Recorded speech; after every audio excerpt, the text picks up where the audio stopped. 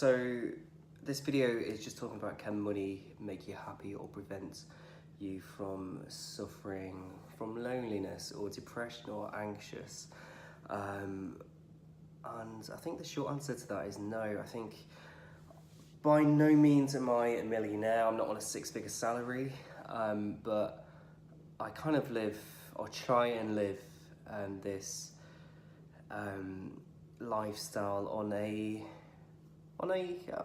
tough budget, but I try and buy things to try and make me happy, or I try and overcome certain things. And for example, a couple of years ago, I had my teeth done because I was always ashamed of my smile. For many years, I just hated smiling. I hated showing people my teeth, and I thought that maybe having my teeth done would make me smile a lot more, would make me happier. And obviously that's not working because I'm making this video, but I mean, I smile a lot more, don't get me wrong. Previously I used to smile and realise I'm smiling and suddenly stop smiling. And people used to always ask me, oh, what's up? Even in random bars and clubs, people used to come up to me and be like, oh, you're not having a good time, because I was always ashamed of smiling. And having these done, it gave me some kind of confidence in smiling and trying to portray happiness. So that didn't work for me, unfortunately. I mean, my teeth before were not terrible. People didn't even notice that I had my teeth done, but for me, I noticed, and now people have commented that I'm smiling a lot more. And it's always great to get the comments to say, oh my God, your teeth look amazing. But was it worth the money that I spent? Probably not at all. So last year as well, I was always been very conscious about losing my hair. My dad lost his hair when he was 17. My brother is balding at the age of 30. And I've always been watching and conscious about it. And I think by constantly looking at it, I've been worried that I have been losing my hair. And I know I've been losing it since the late teens, but last year I invested in a hair transplant because I thought, again, it would make me really sad if I lost my hair, because at one point in life my hair was absolutely everything. Back when it was in fashion, I had the sweep over fringe.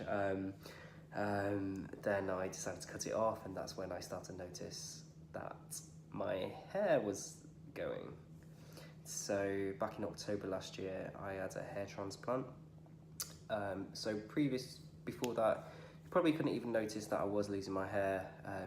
I could only really tell after, say, I've had a shower or I've been in the swimming pool, and I could see it really thin on the left-hand side here, which it's looking good. I think this is it's all kind of like grown in now. It takes about 12 months for the hair to come through, but I can still feel it coming through, but it's a lot thicker than it used to be. And I've been taking a biotin supplement, which has helped thicken my hair as well.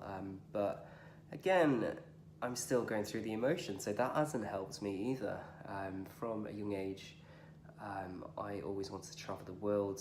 I'm from a small working class village with about 3,000 people in the town overall, and I never thought that I'd be able to escape the village or town and go on to do something that I'm proud of. So as soon as I turned 18, I went to university, moved to the city, which was an absolute dream. My aspirations as a child was to move abroad and live in America. Obviously, growing up on American TV shows and movies, I was completely obsessed with the culture. So when I turned 21, I went to Florida for the year. I lived there for 12 months working at this amazing resort. And yeah, I mean, it was amazing. It was pretty much a 12-month holiday. I made friends for life. I experienced things that I never thought I would as a child. And if I could talk to my younger self, then I would say things will improve, and you will do things that you never thought you would do. Prior to that, I saved. I had to save quite a significant amount for my visa and travels before moving to Florida. So whilst my second year of university, I ended up working 3 jobs to try and pay for this. I've never been someone that would rely on other people. So I worked 3 jobs. So I was working, obviously, studying throughout the week. Then I had a weeknight job at a hotel, looking after big corporate events. Then at the weekends, I worked in a nightclub, and weekdays between studying, I helped out at a gym doing promotional activity on the streets. So I worked hard to get the money for the visa, but I mean, it was definitely worth it. And to be fair, that was probably the happiest 12 months of my entire life, where I don't think there was one time where I got sad. I was never depressed. I never felt lonely, just with constantly being around people that were on this exciting journey. They were all in the same boat as me. They were only there for 6 to 12 months. So that was exciting for everyone. So when I got back from Florida, I went into my final year of studies. So my degree is Business Information Technology. And during first year, I struggled to get passes, any pass marks.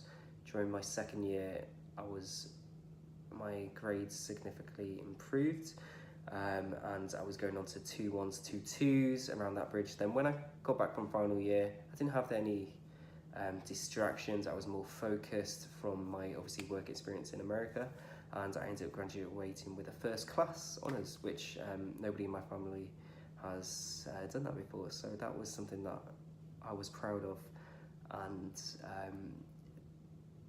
never thought I could ever achieve that high. But then that happened. I graduated, I got a promotion at work, all great. Then I just decided I hated the city that I was living in. And then the depression came, the sadness came, the loneliness came, despite being surrounded by friends constantly. And I decided to move up to Scotland, where I lived in Edinburgh for about 2.5 years. So again, it was very exciting when I first moved there, meeting all the new people, seeing the new places. Then after 12 months of being there, my partner, who I moved there with, ended up moving to Milton Keynes, so just outside of London, which left me by myself. I had to find an apartment. I even went into a flat share to overcome the loneliness that I started to feel, and it just got worse and worse whilst I was there. I wasn't surrounded by anyone. I found it difficult to make friends. I've always been quite a shy person, and anxious to do anything outside of my comfort zone, so I kind of became a bit of a recluse. I would wake up, go to work, come home, eat, sleep, and that was my routine for the next 18 months.